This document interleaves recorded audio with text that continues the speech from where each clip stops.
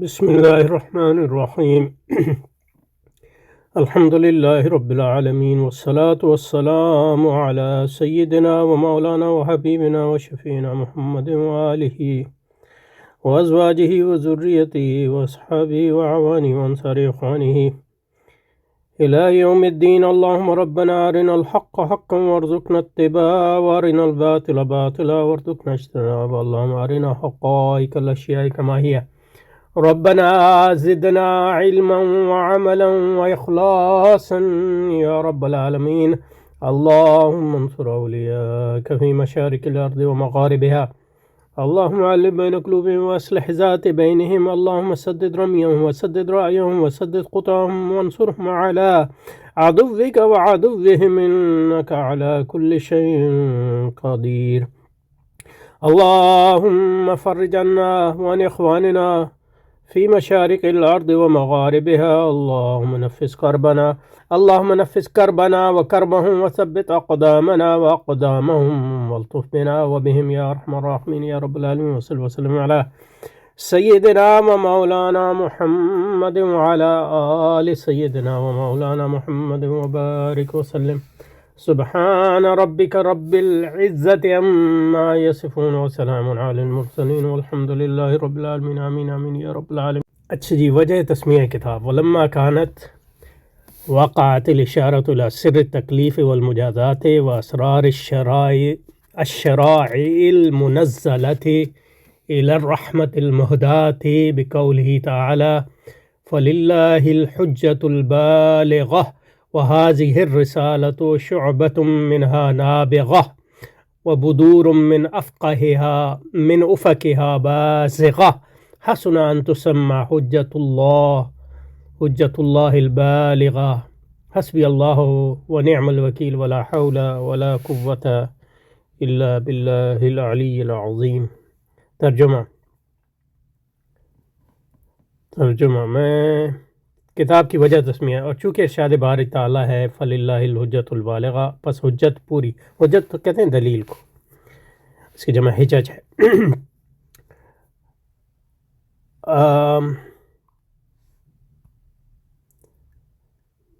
پس حجت پوری اللہ تعالیٰ کی ہی ہے، کی رہی یعنی کامل حجت اللہ کی حجت ہے. میں اشارہ آیا ہے مکلف بنانے کے راز کی طرف. یعنی اس آیت سے کہہ رہے ہیں کہ ثابت ہوتا ہے کہ جن لوگوں پہ ذمہ داریاں ڈالی گئی ہیں، یعنی انسانوں پہ تکلیف رکھی گئی ہے، جزا و سزا رکھی گئی ہے، ثواب و عذاب رکھا گیا، اس میں اشارہ ہے اس آیت میں کہ وہ ثواب و عذاب اور ثواب و گناہ اور جزا و سزا اور وہ اس پر مبنی ہے کہ احکام جن پر اللہ تعالیٰ نے جن پر ثواب رکھا ہے، وہ احکام جو ہیں انسان کے ان میں حکمت ہے، انسان کی ہدایت ہے، انسان کی اچھائی کے لیے. اور وہ اعمال اس لیے ان اعمال کی جو سے روگردانی جو ہے وہ انسان کے لیے اچھی نہیں ہے. تو جو اعمال اللہ نے فرض کیے ہیں یا جو اعمال اللہ نے ہم پر لاگو کیے ہیں، ان میں راز یہ ہے کہ وہ ہماری اچھائی کے لیے، ان میں حکمت ہے، ان میں فوائد ہیں شرعی اور غیر شرعی. تو کہہ رہے ہیں اس حقیقت کی طرف کہ اعمال میں حکمتیں ہیں، اشارہ ہے اس آیت میں فللہ الحجت البالغہ. اور پیچھے جو حضرت نے پوری گفتگو کی امام راضی وغیرہ کے حوالے سے، وہ اسی کی تشریح میں تھی، تو اس کے لیے اگر آپ چاہیں تو پچھلی نشست کو دوبارہ دیکھ لیں.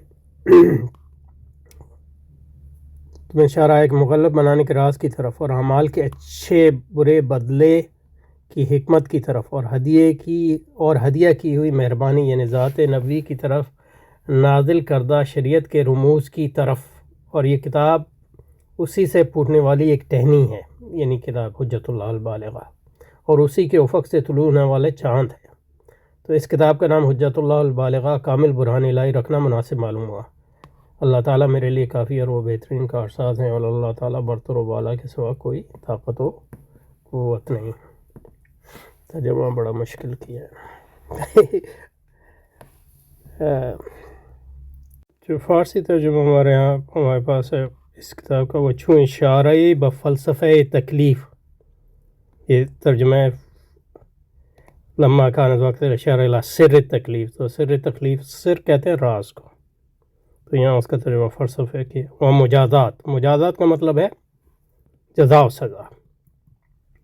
وہ اسرار شرائع نازل شدہ برحمت،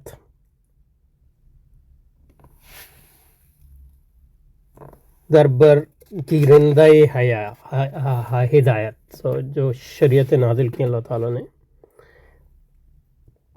وہ اس لیے نازل ہوئیں کہ اللہ تعالیٰ کی رحمت ہیں وہ، اور اللہ تعالیٰ کی ہدایت ان میں مضمر ہے، اور وہ رحمت اور ہدایت جو ہے اس کا تعلق جو ہے انہی حکمتوں سے ہے، اعمال اور افعال جو شرائع میں بتائی گئی۔ تو چو اشارہ بفلسفہ تکلیف وچو اشارہ بفلسفہ تکلیف مجازات و اسرار شرائع نازل شدہ برحمت در برگیرندہ ہدایت بوسیلہ قول خدا تعالیٰ فللہ الحجۃ البالغہ بوقوف وسطاس۔ وہیں رسالہ شعبہ اسکام از آن ما کے بدرهای از آن ما کے بدرهای از افقش طلوع خواهد کرد، لذا مناسب است کہ حجت اللہ البالغہ نامگذاری بشود حسبی اللہ و نعم الوکیل ولا حول ولا قوة الا باللہ العلی العظیم۔ یہ بھی کوئی آسان ہے کیونکہ لفظی ترجمہ کر رہا ہے طالب علموں کے لیے ہے، لیکن یہ کہ جب تشریح ہوگی تو اس کو مزید واضح ہو جائے گا۔ اور پیچھے جو حضرت نے تمہید باندھی تھی اس میں اسی کی شرح کی تھی بیسیکلی۔ کہہ رہے ہیں بقولہ تعالیٰ جو ہے یہ متعلق ہے وقعت سے، میننگ یہاں جو عبارت میں بقولہ تعالیٰ یہاں کا ہے یہ وقعت سے متعلق ہے، یعنی جب اس آیت شریفہ میں تکلیف اور مجازات کے راز کی طرف اشارہ ہوا، اور تکلیف سے مراد یہ ہے شرعی ذمہ داری، اور مجازات جو ہے جزا و سزا کا اشارہ ہوا۔ فللہ الحجۃ البالغہ ان الفاظ میں نہیں، لیکن اس پوری آیت اور کے سیاق میں جس پر حضرت نے پہلے بات کی، تو یہ یہاں بیان کر رہے ہیں طالب علموں کے لیے، یعنی عبارت کو واضح کر رہے ہیں۔ شعبہ جو ہے ٹہنی یا شاخ کو کہتے ہیں، شعب جو ہے اس کی جمع ہے۔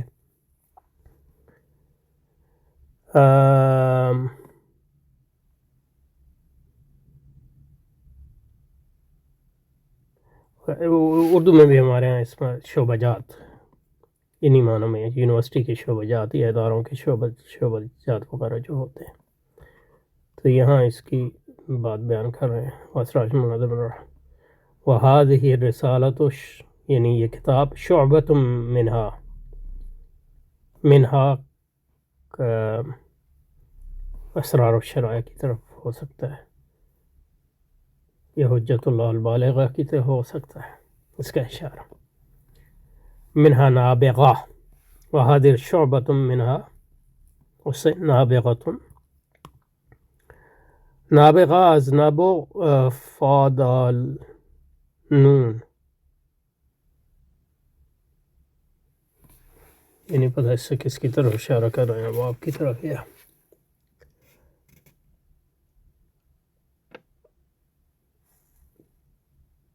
نبغن و نبوغ الشیء، نکلنا، ظاہر ہونا،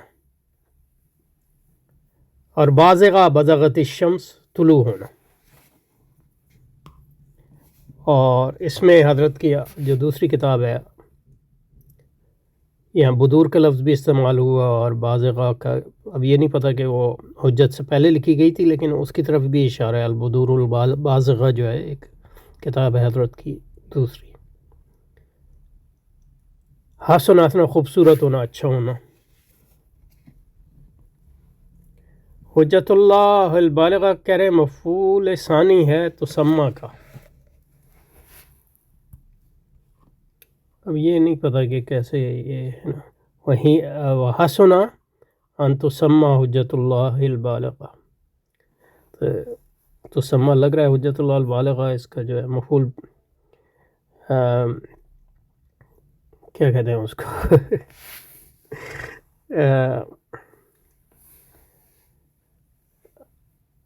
مفعول بھی نہیں، کیا ذہن میں نہیں آ رہا،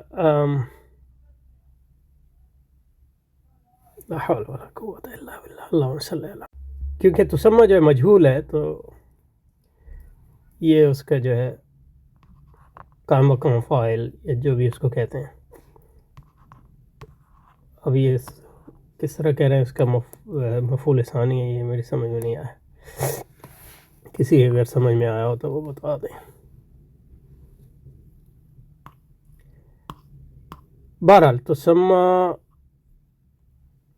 تسمہ کہاں تھے، تو کہہ رہے ہیں اس کا مفعول ثانی ہے، سارا پھر رہ گیا۔ تو حجت اللہ کہہ رہے ہیں تسمہ البالغہ اس کا مفعول ثانی ہے، مفعول ثانی ہے تسمہ کا، تو تسمہ مجہول ہے، اس کا مفعول ثانی کس طرح، یہ مجھے سمجھ میں نہیں آیا۔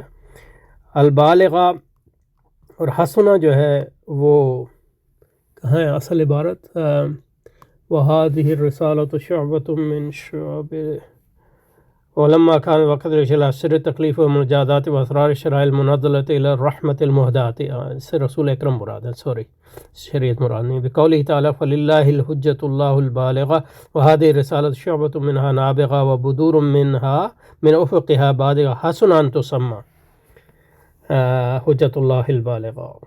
تو یہ سارا جو ہے مصدر اور حاصل مصدر، یہ تو اس کا فاعل ہوا، اور تسمہ جو ہے فعل مجہول ہے تو یہ نائب فعل ہوا اس لحاظ سے،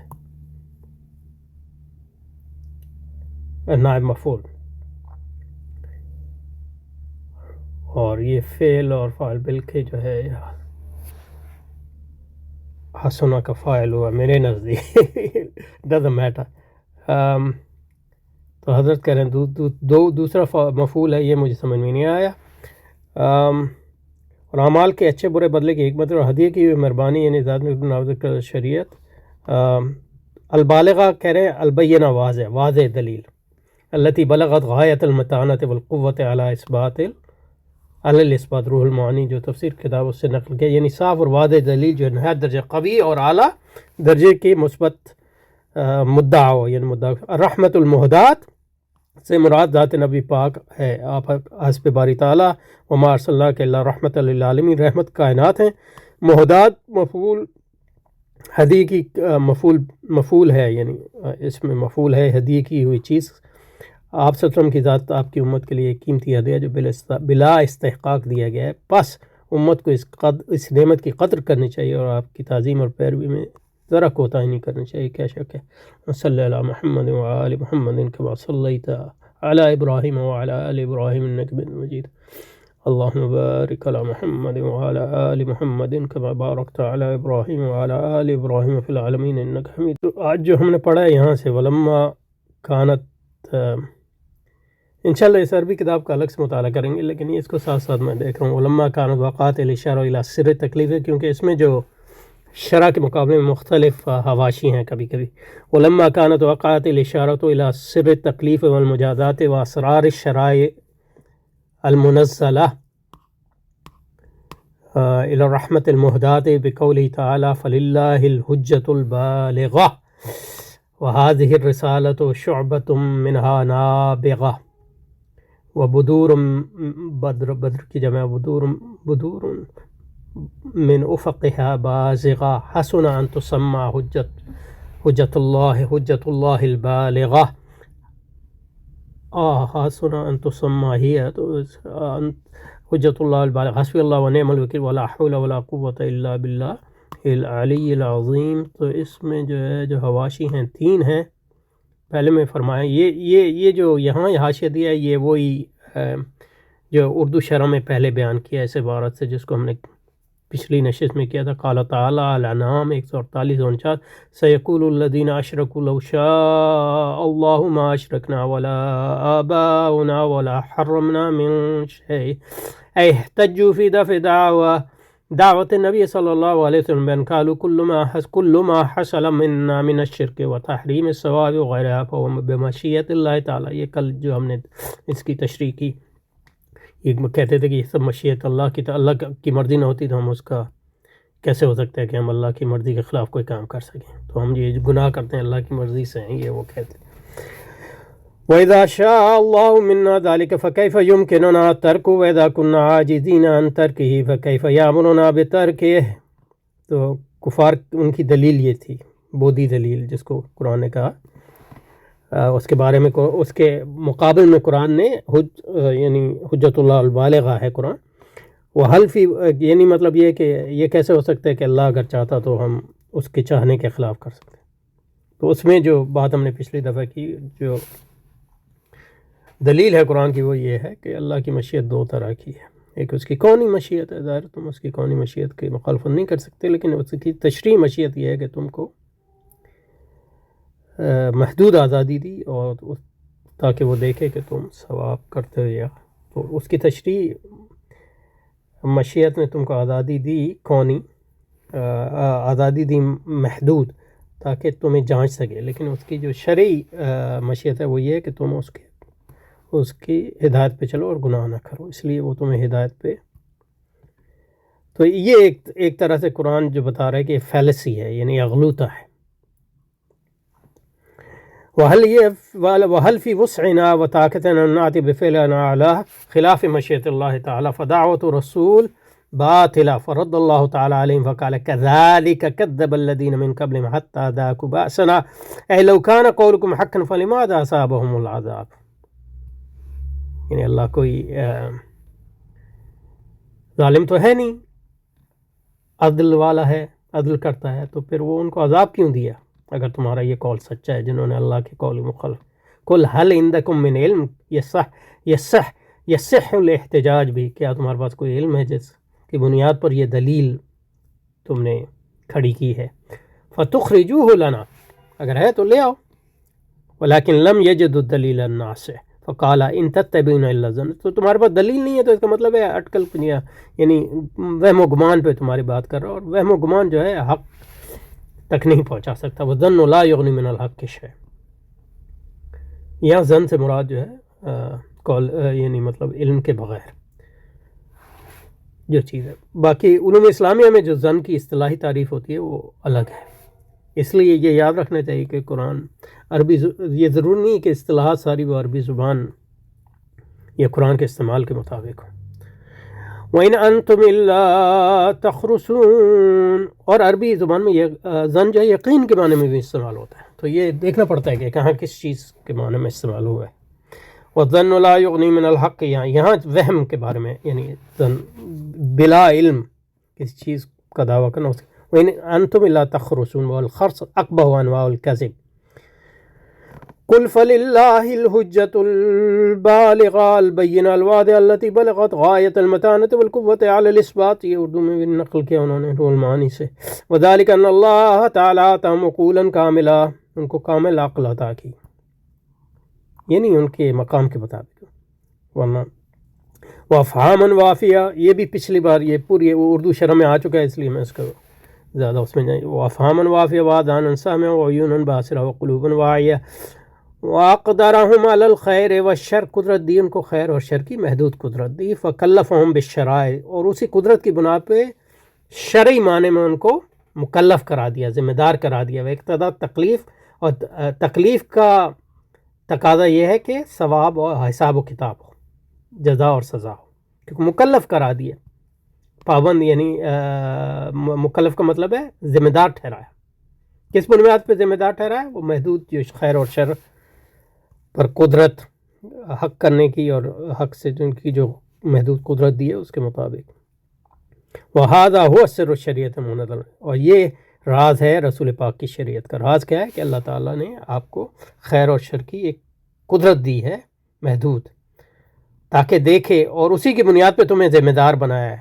اس ذمہ داری کا تقاضا ہے کہ ذمہ داری کو جو صحیح طرح سے اٹھائے اس کو ثواب ملے، اور جو نہ اٹھائے اس کو عذاب ملے. تو یہ مجازات ہے، یہ عدل ہے. تو اس بنیاد پہ جو ہے قول جو ان کا کہ ہم پھر کیسے اللہ کے خلاف کر سکتے تھے، اس کو باطل کیا گیا. وَإِذَا كَانَ الْأَمْرُ كَذَلِكَ كَانَ قَوْلُكُمْ إِنَّكُمْ عَاجِزُونَ عَنِ الْإِيمَانِ وَالطَّاعَةِ قَوْلًا بَاطِلًا فَلِلَّهِ الْحُجَّةُ الْبَالِغَةُ عَلَيْكُمْ وَرَحْمَةُ الْمُهْدَاةِ. یہ دوسرا وَرَحْمَةُ الْمُهْدَاةِ وصف للنبی صلی اللہ علیہ وآلہ وسلم لأنه رحمة أهديت إلى الأمة. قال اللہ تعالیٰ قد من اللہ علی المؤمنین اذ بعث فیہم رسولا من انفسہم. اللہ نے احسان کیا مومنین پر کہ ان پر نبی بھیجا جو ان کے ہی قسم سے ہے، یعنی بشر ہے. وقال تعالیٰ وما ارسلناک الا رحمۃ للعالمین، ہم نے تمہیں رحمت بنا کر بھیجا عالمین کے لیے. نابغہ نابتا پھوٹنے والی.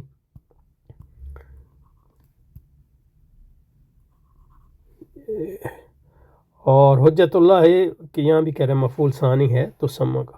ٹھیک ہے. سبحانک اللہم و بحمدک، یہاں رکتے ہیں. سبحانک اللہم و بحمدک نشہد ان لا الہ الا انت نستغفرک و نتوب الیک. وصلی وسلم علی سیدنا محمد و آلہ و صحبہ و ازواجہ و ذریتہ اجمعین برحمتک یا ارحم الراحمین. آمین آمین یا رب العالمین. اللہ اکبر، لا الہ الا اللہ.